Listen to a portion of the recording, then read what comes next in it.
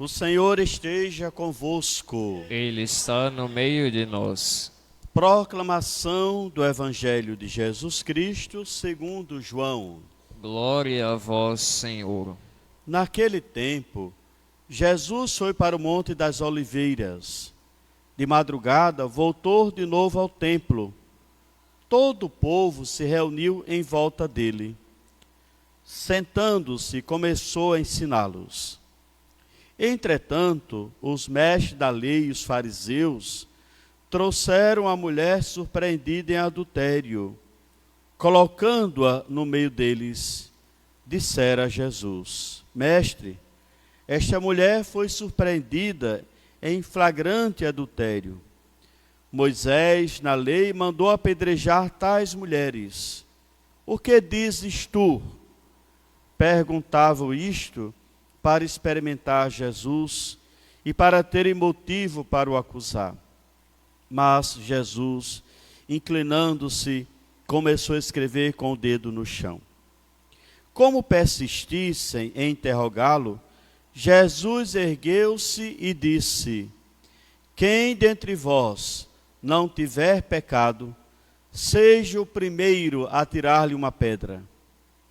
E tornando a inclinar-se, continuou a escrever no chão. E eles, ouvindo o que Jesus falou, foram saindo a começar pelos mais velhos. E Jesus ficou sozinho, com a mulher que estava lá no meio do povo. Então Jesus se levantou e disse: Mulher, onde estão eles? Ninguém te condenou? Ela respondeu: Ninguém, Senhor. Então Jesus lhe disse: Eu também não te condeno. Podes ir, de agora em diante não peques mais.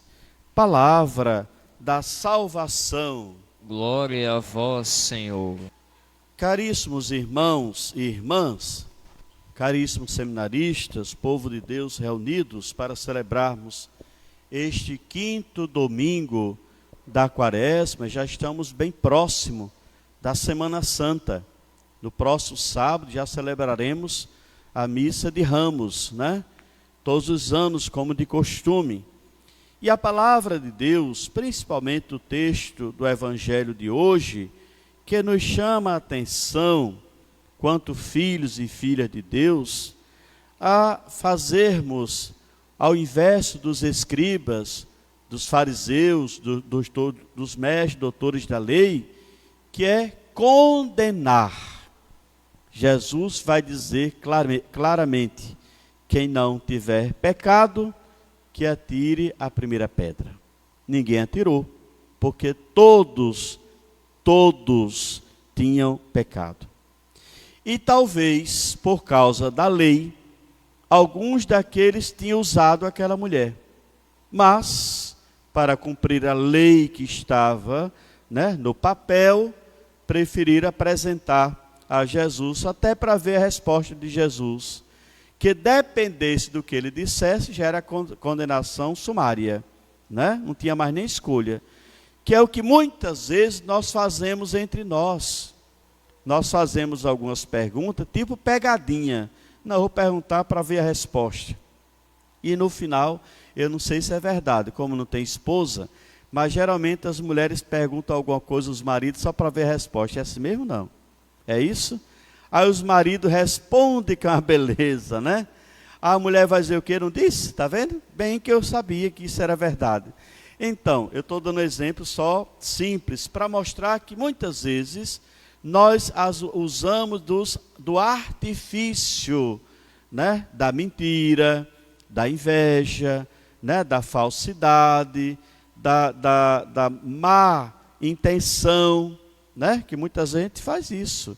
Eu dei só um exemplo do casamento, mas não vão levar isso em conta não, pelo amor de Deus.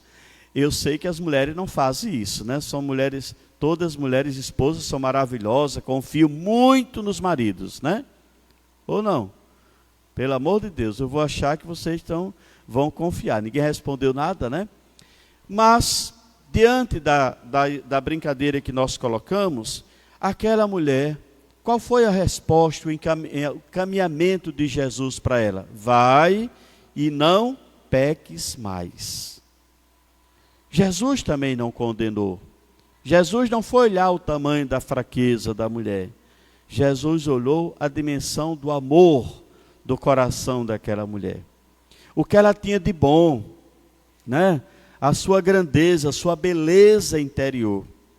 Eu sempre costumo, nas palestras de casamento, eu sempre digo, olha, quando a gente é jovem, quando começa o namoro, né? Tudo é bonito, não é?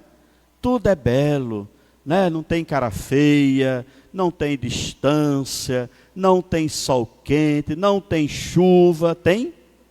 Se tiver um rio cheio, a gente é capaz de atravessar o rio nadando por causa da namorada, não é assim? Olha que coisa. Agora case depois de uns 20 anos de casado.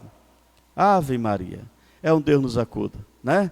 Aí começam as caras feias de vez em quando, não acontece isso com vocês, claro. Não estou dizendo isso com você, pelo amor de Deus. Né? Aí acontece o distanciamento, aí já não andam mais de mão dadas às vezes, né? Já não andam mais juntos, cada um ir para um canto diferente do outro, já anda 10 quilômetros de distância, se pudesse, né? No carro, ninguém nem olha um para o outro, se olhar para dizer, está vendo não, que olha a velocidade, olha a estrada, olha, não, mais ou menos isso, né? Os dois, viu? Estou só para um não.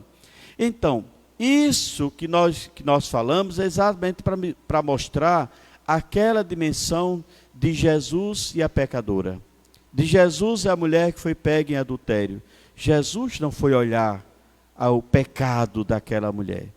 Ele foi olhar o tamanho da sua conversão. Que é exatamente esse período que nós vivemos de conversão. Conversão não é a gente mudar, eu mudei de religião, agora me converti. Mentira. Conversão é mudança interior, porque eu posso mudar o externo completo, né?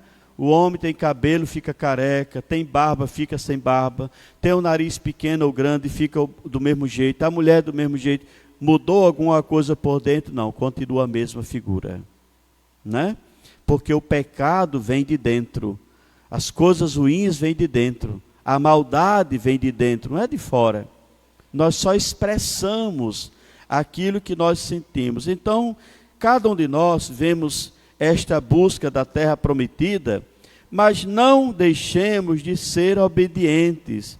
Não a obediência cega à lei, mas uma obediência que nos leva ao amor, uma obediência que nos leva à compreensão, que nos leva ao diálogo, que nos leva ao perdão, né? Que não nos deixa apedrejar ninguém.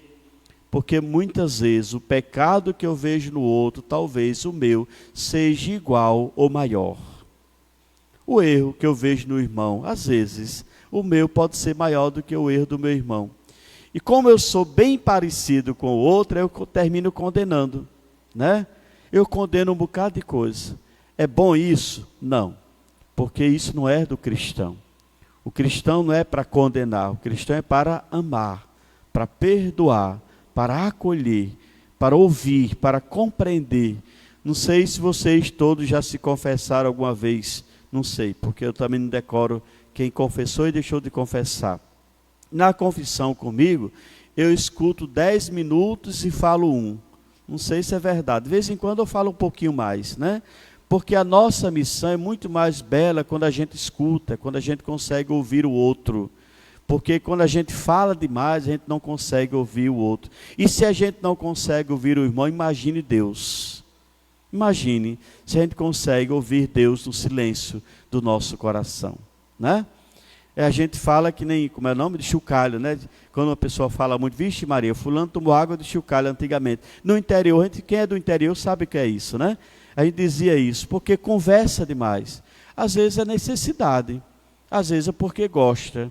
Mas nós temos que aprender a ouvir o outro. E aquilo que era oposição a Jesus, que era exatamente os interlocutores do mal, da permanência do poder, da ganância, da desunião, né? daquilo que é fácil, claro que eles não gostavam de Jesus, porque Jesus pregava algo diferente.